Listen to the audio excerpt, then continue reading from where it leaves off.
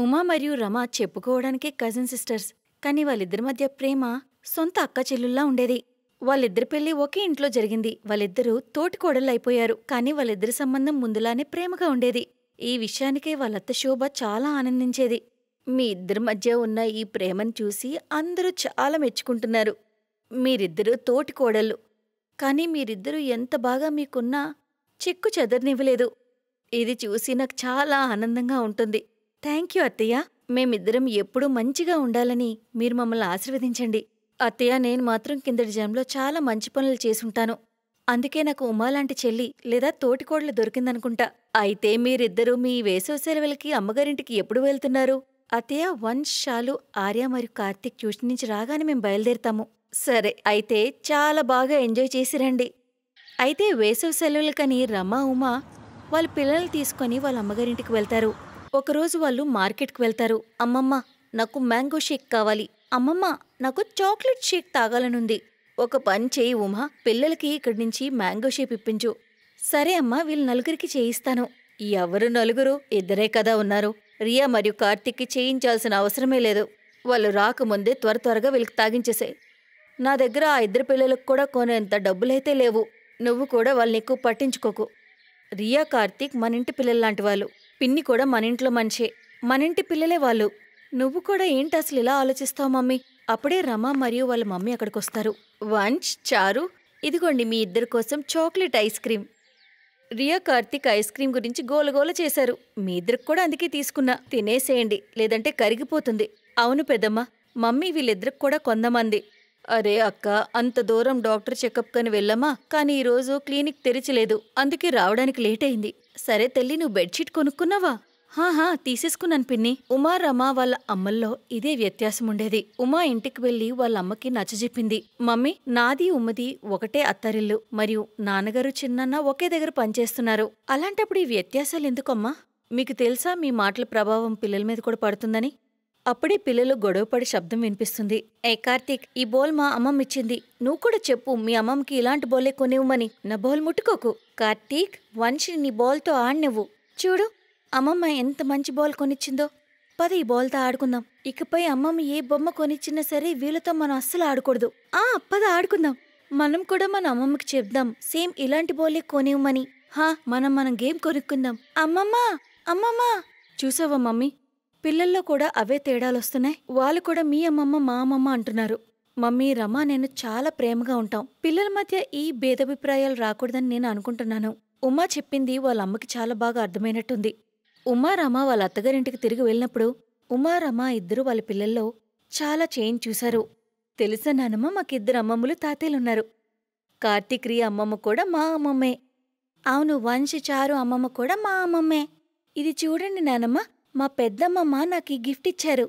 మరి అమ్మమ్మేమో ఇది. అవును, పెద్దమ్మమ్మ ఈ గిఫ్ట్ ఇచ్చారు. మరి అమ్మమ్మ ఇది. ఆహా, మీ ఇద్దరమ్మమ్మలు ఎంత మంచి గిఫ్ట్లిచ్చారు. అయితే మీరు బాగా ఎంజాయ్ చేస్తారు. అయితే మీకిద్దరమ్మమ్మలున్నారు. ఆ నలుగురు పిల్లల ముద్దు ముద్దు మాటలు వింటూ ఉమారమ్మ కళ్ళు ఆనంద బాష్పాలతో నిండిపోయాయి. మరియు ఇద్దరు తోటికోడళ్ళు అంటే ఇద్దరు అక్కజెల్లెళ్ళు ఒకరినొకరు చూసి ఆనందపడతారు.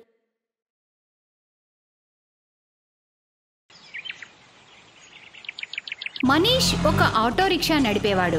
అతనికి 15 సంవత్సరాల వయసు ఉన్నప్పుడు అతని తండ్రి మరణించాడు. అప్పటి నుండి మనీష్ ఇంటి బాధ్యతలు చూసుకునేందుకు కాలేజ్ మానేసి తన తండ్రి ఆటో నడపడం మొదలుపెట్టాడు. మనీష్ వాళ్ళక్క సురేఖ పెళ్లి కోసం తండ్రి చేసిన అప్పు తీర్చేందుకు మనీష్ అతని ఇంటిని అమ్మేసి అతని తల్లితో ఒక కిరాయింట్లో ఉంటున్నాడు. మనీష్ వాళ్ళక్క తన అత్తారింట్లో సంతోషంగా ఉంటుంది. దాంతో మనీష్ ఆనందంగా ఉంటాడు. అమ్మా, నా ఫోన్కి సురేఖ అక్క కాల్ చేసింది. ఇదిగో మాట్లాడు, ఆ తర్వాత నేను పనికి బయలుదేరుతాను. హలో సురేఖ అక్క, ఇదిగో అమ్మతో మాట్లాడు. తల్లి, జాగ్రత్తగా ఉండమ్మా, బాగా తినాలి. దాంతో పుట్టబోయే బిడ్డ ఆరోగ్యంగా ఉంటుంది. ఇక ఇప్పుడు నేను త్వరలోనే అమ్మమ్మని, మనీషు మావయ్య కావాలని కోరుకుంటున్నాను. ఇంకా కోడలొస్తే చాలు, నేను ప్రశాంతంగా తీర్థయాత్రలకి వెళ్ళిపోతాను. లేదు, నా మనవళ్లతో ఆడుకున్నాకనే వెళ్తాలే. అమ్మా, మనీష్ కోసం ఒక మంచి అమ్మాయిని చూడమ్మా. అమ్మా, నాకు లేట్ అవుతుంది, మీరు తర్వాత మాట్లాడుకోండి. సరే సురేఖ, మనీష్కి లేట్ అవుతుందట, తర్వాత మాట్లాడతా. మనీష్ ఆటోను తీసుకుని బయలుదేరతాడు. అప్పటికే అతనికి చాలా లేట్ అవుతుంది. అదీ కాక దారిలో చాలా ట్రాఫిక్ ఉంటుంది. అతను కస్టమర్స్ కోసం వెయిట్ చేస్తూ ఉండగా అప్పుడే అతని తోటి ఆటో డ్రైవర్ ఎవరో అమ్మాయితో గొడవ పడుతూ ఉంటాడు. చూడండి మేడం, అలా అవ్వదు. మిమ్మల్ని ఇక్కడ వరకు దింపినందుకు డబ్బులు ఇవ్వాలి. నా డబ్బులు నాకు ఇవ్వండి చాలు. అరే అన్నా, నేను చెప్పాను కదా, నా పర్స్ ఎక్కడో దారిలో పడిపోయింది. నా డబ్బులు, మొబైల్ ఫోన్ అన్నీ దానిలోనే ఉన్నాయి. నేను చెప్తున్నా కదా, నాకు మీ నెంబర్ ఇవ్వండి. నేను మీ నెంబర్కి డబ్బులు పంపించేస్తాను. నాకు లేట్ అవుతుందన్నా, నేను ఆ హోటల్లోని ఫంక్షన్కి వెళ్ళాలి. ఏమైంది నిరంజన్? అరే చూడ్రా, పొద్దున్నే మొదటి బేరం దొరికింది, కానీ డబ్బులు ఇవ్వట్లేదు. ఈ మేడం పర్స్ ఎక్కడో పడిపోయిందట. నాకు డబ్బులు తర్వాత ఇస్తానంటుంది. అరే అలా ఎలా అవుతుందిరా? ఏం పర్లేదు నిరంజన్, అప్పుడప్పుడు వేరే వాళ్ళ ఇబ్బందుల్ని కూడా అర్థం చేసుకోవాలి. ఒక పని చేయి, నీకు ఎంత ఇవ్వాలో చెప్పు, నేను ఇచ్చేస్తాను. ఈ మేడం నాకు తర్వాత ఇస్తారులే. మనీష్ నిరంజన్కి 200 రూపాయలు ఆటో డబ్బులు ఇస్తాడు. Thank you so much. నా పేరు అర్చన. నాకు మీ నెంబర్ ఇవ్వండి, నేను మీకు ఆన్లైన్ పేమెంట్ చేస్తాను. నాకు లేట్ అవ్వకపోయి ఉంటే నేను మీకు ఇప్పుడే డబ్బులు ఇచ్చేసేదాన్ని. ఏం పర్వాలేదు మేడం, ఇదిగోండి నా నంబర్. అర్చన అనే ఆ అమ్మాయి మనీష్ మొబైల్ నంబర్ తీసుకుంటుంది. ఆ మరుసటి రోజు మనీష్కి ఆన్లైన్ ట్రాన్స్ఫర్ చేసేస్తుంది. నేను మీ డబ్బులు మీ అకౌంట్కి వేసేసాను, చెక్ చేసుకోండి. అండ్ నిన్నటి దానికి మీకు చాలా థ్యాంక్స్. నేనెవరో కూడా తెలియకుండా మీరు నాకు చాలా హెల్ప్ చేశారు. అర్చన మనీష్లు మాట్లాడుకుంటూ ఉంటారు. అర్చనకి మనీష్తో మాట్లాడడం చాలా నచ్చుతుంది. ఆ తర్వాత కొన్నిసార్లు అర్చన మనీష్ని మార్కెట్లో కలుస్తూ ఉంటుంది. మెల్లమెల్లగా వాళ్ళిద్దరూ ఫ్రెండ్స్ అవుతారు. అర్చన ఒక పెద్దింటి అమ్మాయిని మనీష్కి అర్థమవుతుంది. అర్చన, నువ్వు చాలా ధనవంతులింటి అమ్మాయివి. నీకు నాకు భూమికి ఆకాశానికి ఉన్నంత తేడా ఉంది. నేను ఒక ఆటో నడుపుకునే చాలా పేదవాణ్ణి. ఇలా మన మధ్య స్నేహం కరెక్ట్ కాదు. ప్లీజ్ నువ్వు ఇక నన్ను కలవకు. నేను ఈరోజు నీకు నా ప్రేమ గురించి చెప్పడానికి వచ్చాను, కానీ నువ్వేమో విడిపోవడం గురించి చెప్తున్నావు. నువ్వంటే నాకు చాలా ఇష్టం మనీష్. నేను నా ఫ్యూచర్ లైఫ్ అంతా నీతో కలిసి బ్రతకాలనుకుంటున్నాను. నువ్వు ఇలా నన్ను అలా అంటూ అర్చన ఏడుస్తూ ఉంది. అప్పుడు మనీష్ తనని హత్తుకుంటాడు. అర్చన తన తల్లిదండ్రులతో ఈ విషయం చెప్పి బలవంతంగా పెళ్లికి ఒప్పిస్తుంది. ఇటు మనీష్ కూడా తన తల్లి మరియు అక్కతో మాట్లాడతాడు. ఆ తర్వాత ఒక మంచి ముహూర్తానికి వాళ్ళిద్దరికీ పెళ్లి జరుగుతుంది. అర్చనది చాలా మంచి స్వభావం. తన అత్తవారింటి వాళ్ళు చాలా పేదవారు అనే విషయంపై తనకి ఎలాంటి ఇబ్బంది ఉండదు. తను ఎప్పుడూ ఆ విషయంపై ఫిర్యాదే చేయలేదు. అర్చన, నువ్వు నన్ను పెళ్లి చేసుకుని ఆనందంగానే ఉన్నావా? నేను నిన్ను మనస్ఫూర్తిగా ప్రేమించాను. నేను నీతో చాలా ఆనందంగా ఉన్నాను. అత్తగారు, సురేఖ వదిన అందరూ నన్ను ఎంతో బాగా చూసుకుంటున్నారు. నేను మా ఇల్లు వదిలొచ్చినట్లు నాకు అనిపించట్లేదు మనీష్. అప్పుడే అర్చన అత్తగారు అక్కడికి వస్తుంది. చల్లగా ఉండు కోడలా, నీలాంటి కోడలు దొరికినందుకు మేము చాలా అదృష్టవంతులం. అర్చన వదిన, ఇది చూడండి, నేను మీకోసం కొత్త శారీ తెచ్చాను. మీరు ఈరోజు సాయంత్రం పూజకి ఇదే వేసుకోండి. సురేఖ వదిన, ఈ చీర చాలా బాగుంది, ఇదే వేసుకుంటాను. కానీ ఒక్క షరతు, ఈరోజు మీరే నన్ను తయారు చేయాలి. ప్రామిస్? అర్చన మాటలకి సురేఖ కళ్ళల్లో నీళ్లు తిరుగుతాయి. తను ఇంత ప్రేమగా ఉండి గౌరవించే వదిన వస్తుందని సురేఖ ఎన్నడూ అనుకోలేదు. నిజంగానే అర్చన అందరి మనసుల్లో ఒక మంచి స్థానాన్ని సంపాదిస్తుంది. ఇప్పుడు అర్చన లేకుండా ఎవ్వరూ ఉండలేరు. సురేఖకి మగపిల్లాడు పుడతాడు. ఇటు అర్చన కూడా గర్భవతి అవుతుంది. అర్చన అమ్మ కాబోతుందని తన తల్లిదండ్రులకు తెలియగానే వాళ్ళు తనని కలవడానికి వస్తారు.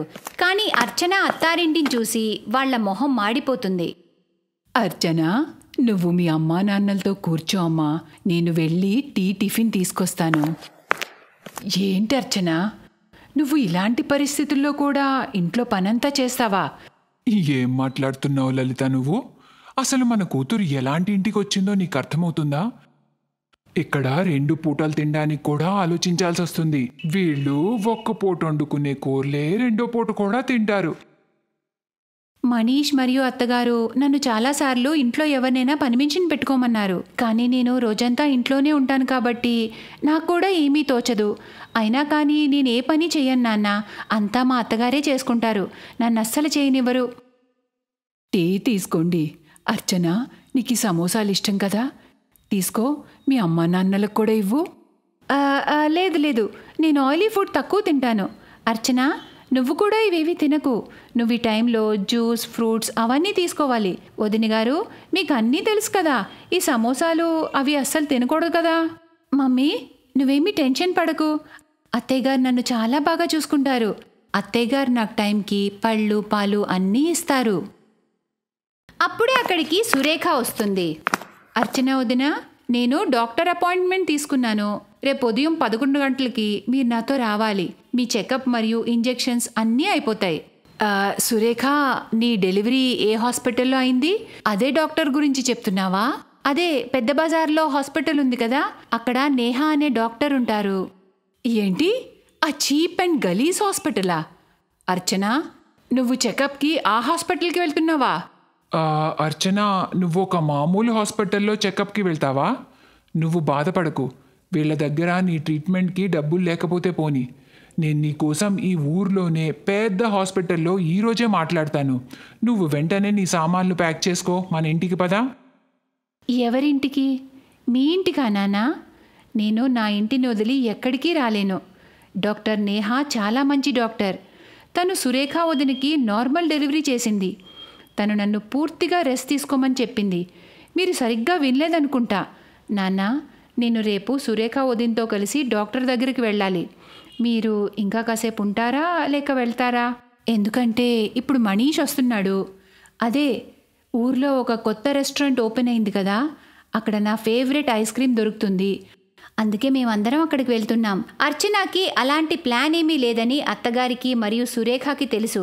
కానీ అర్చన తన తల్లిదండ్రులకి బుద్ధి చెప్పాలనుకుంటుంది.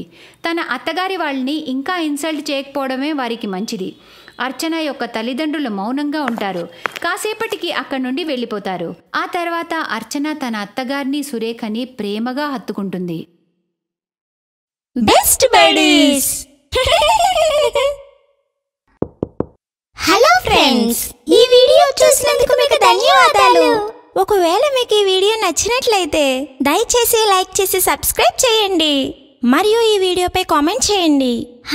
ఇంకో విషయం, షేర్ చేయడం మర్చిపోకండి. ఇలాంటి మరిన్ని వీడియోలు మీరు చూడాలనుకుంటే కిందనే ఉన్న బెల్ బటన్ని నొక్కండి. చూస్తూనే ఉండండి బెస్ట్ బడీస్.